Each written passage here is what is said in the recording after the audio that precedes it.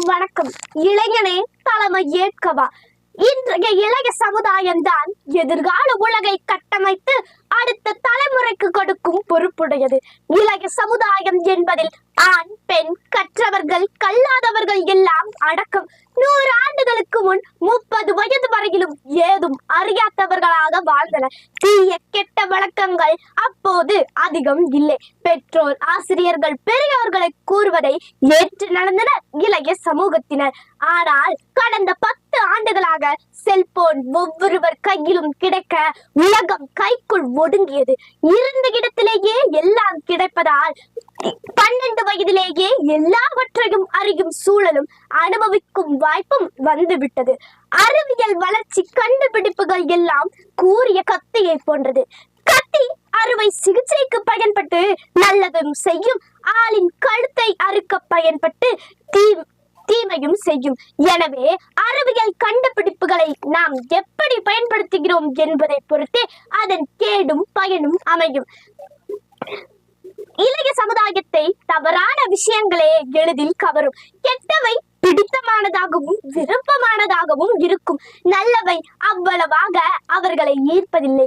ஒரு குறிப்பிட்ட வரையறைக்குள் வரம்புக்குள் வாழ்வது வளர்ச்சி, உயர்வு, பெருமை, புகழ் தரும்.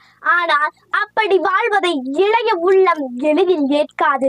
கட்டுப்பாடின்றி விருப்பப்படி வாழ்வது சுகமாக, இதமாக, மகிழ்வாக அவர்களுக்கு இருக்கும்.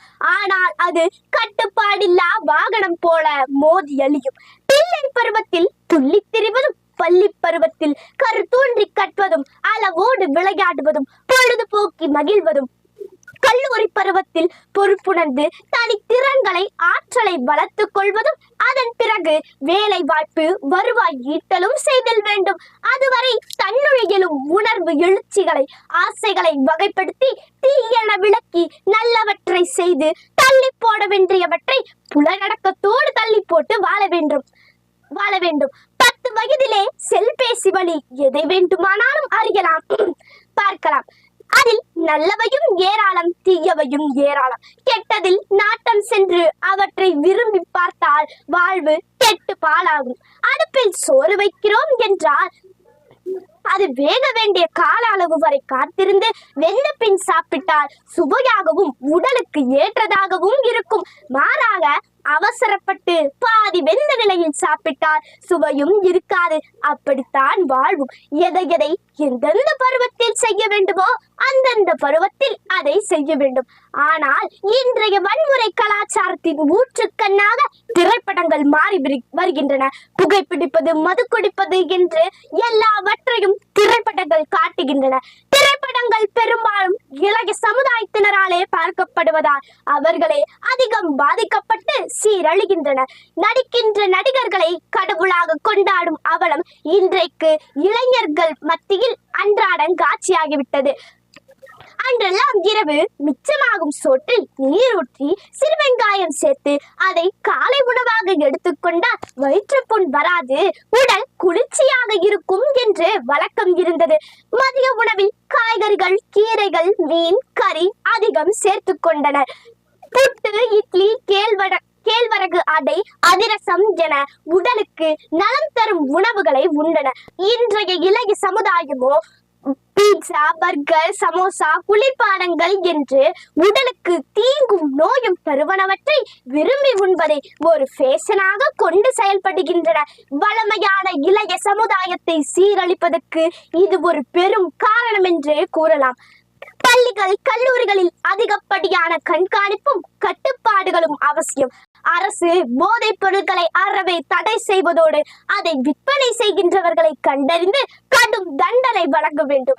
மாணவர்களுக்கு நல்லொழுக்கம் கற்பிக்கும் பாட வேலைகளை கட்டாயப்படுத்த வேண்டும். நல்ல நடத்தைக்கு கூட சில மதிப்பெண்கள் வழங்கினால் நன்மை பயக்கும். மேலும் இளைஞர்களை கண்காணிப்பதில் பெற்றோரின் பங்கு மிக முக்கியமானது. பெற்றோர் பிள்ளைகளின் மதிப்பெண் பற்றி கவலை கொள்வதில் ஒரு சிறு அளவு கூட பிள்ளைகளின் நன்னடத்தையில் கவலை கொள்வதில்லை. ஒழுக்கமின்றி சீரழியும் பிள்ளை எந்த உயர் மதிப்பெண் பெற்றால்தான் என்ன பயன்? இளைய சமுதாயமே எச்சரிக்கை.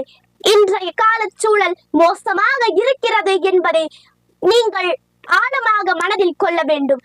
நீங்கள் மனக்கட்டுப்பாடோடு சரியான வழியில் செல்லவில்லை என்றால் உங்கள் வாழ்வு உங்கள் கண்ணெதிரே சிதறி அழியும். நாம் வளரும் சூழல் மோசமாக இருந்தாலும் சரியாக நின்றால் சிறப்பாக வாழ முடியும். ஒரே தோட்டத்தில் தான் மாமரமும் வளர்கிறது, அரளி செடியும் வளர்கிறது. அது மண்ணின் குற்றமா, விதையின் குற்றமா? உங்கள் வாழ்வு நல்லதை நாடினால் நல்வாழ்வை பெறுவீர்கள், கெட்டதை நாடினால் சீரழிவீர்கள். நல்லதை செய்ய உறுதி கொண்டு அதையே பின்பற்றி விழிப்போடு இளைஞனே தலைமை ஏற்கவா. நன்றி.